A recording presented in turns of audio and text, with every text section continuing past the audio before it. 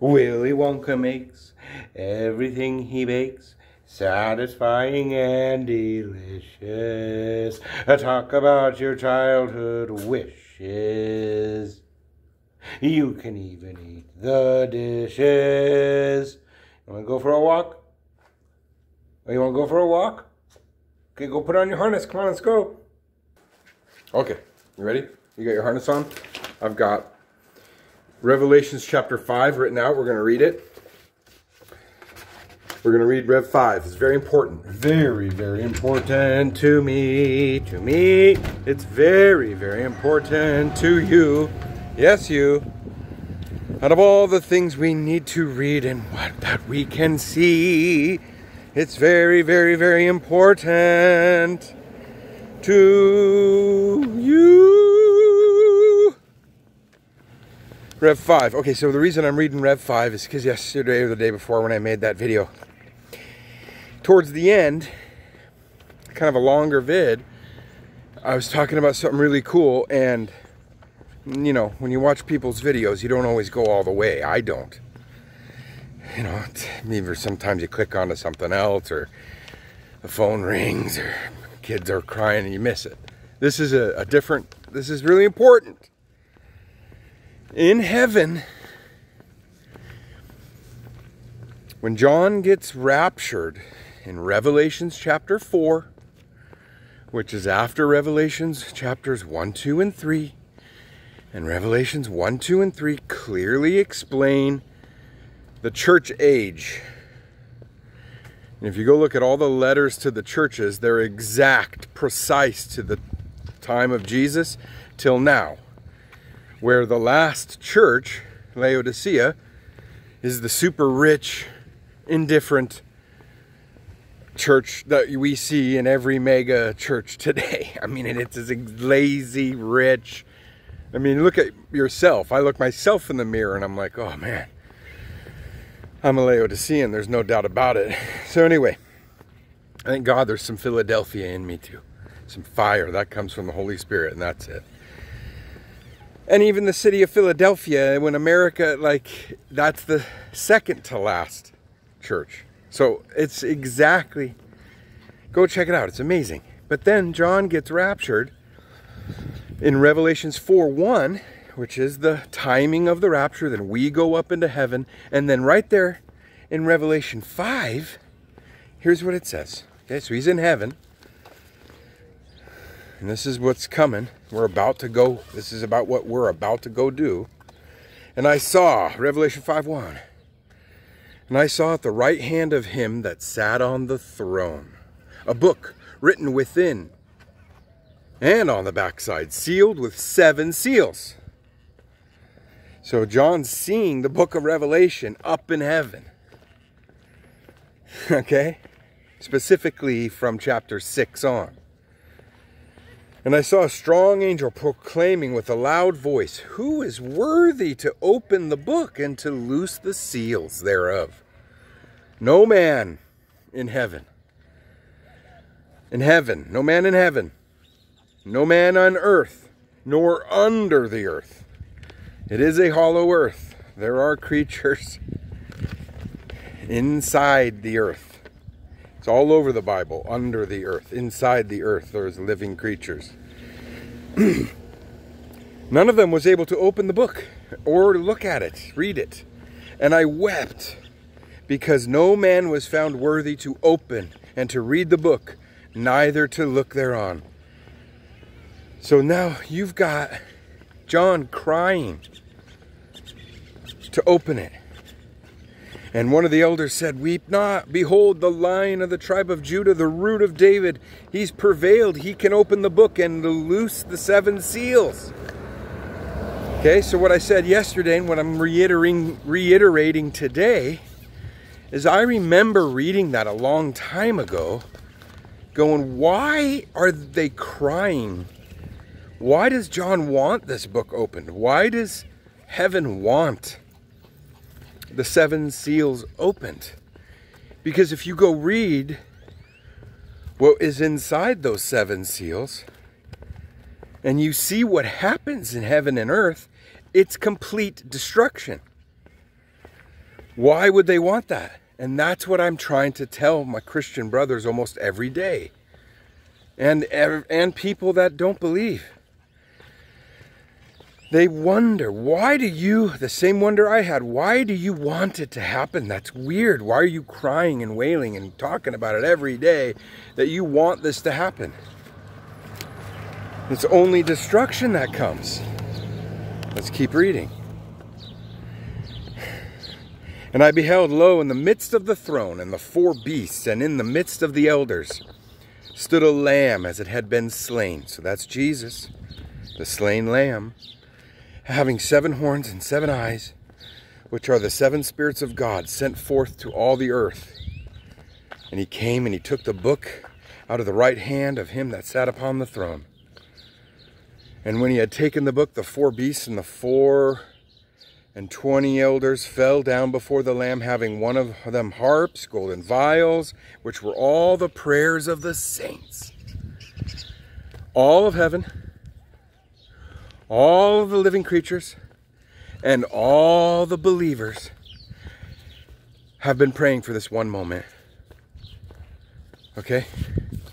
That's why the rapture is amazing. It's if you're talking about the rapture, it's like in your mind, when is the Lord coming? Lord come, Maranatha, it means searching it, reading it.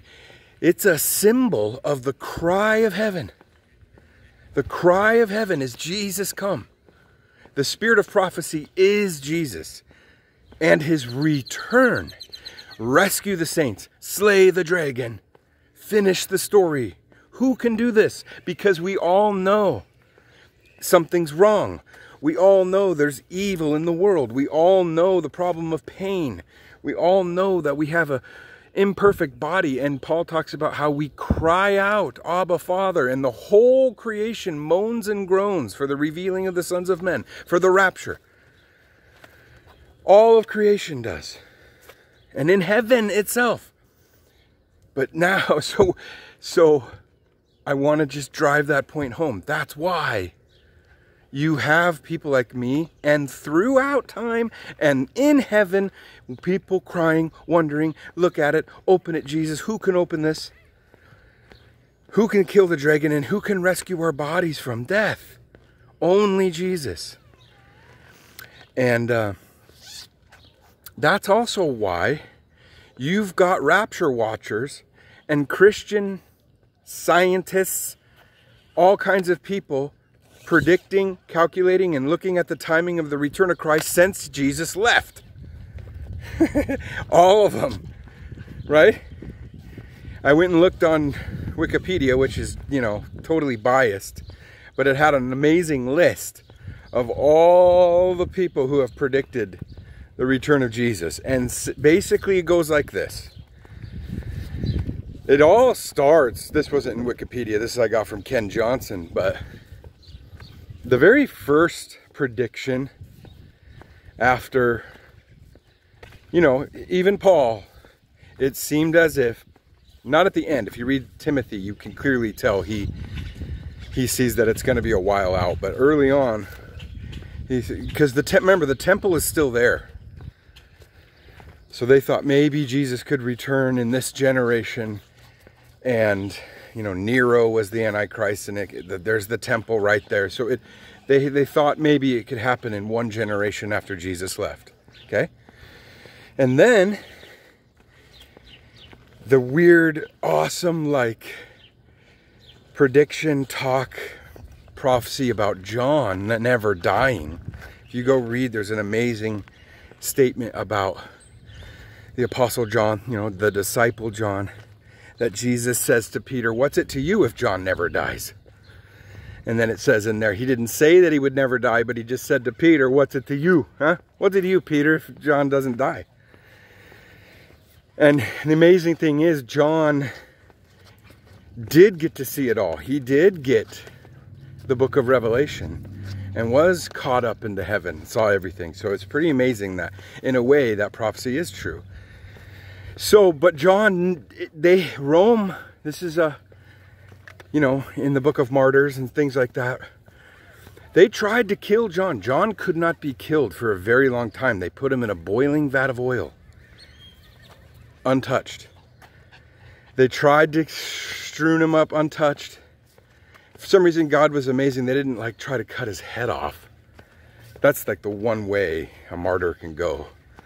But God held him, and then they put him on the island of Patmos, and then after Patmos, after the book of Revelation, he was let go. And then he went and lived another like 50 years or something. He lived a really long time for people back then. And everybody kind of thought, well, as long as John is alive, Jesus could return. And then John died, and of course, they had to regroup. And they thought, well, then the Nicene Creed came up around 300. And that's when you get the Roman Empire, Constantine and Augustine and all these people, and they predicted that, well, we're going to have to be here for 1,000 years because this is the millennial reign. And they thought the church was the kingdom of God for 1,000 years after Jesus died. And then, obviously, you get to past the year 1000, and the church was wrong. And then the Dark Ages occur. And for, you know, from like 700, but I think the Dark Ages mainly was because once the 1,000 years went by, the Roman Catholic Church shut down. The reason that it truly was the Dark Ages is because they fought against people reading the Bible. And the world, when it talks about darkness, the light of the world is the Bible, as Jesus himself.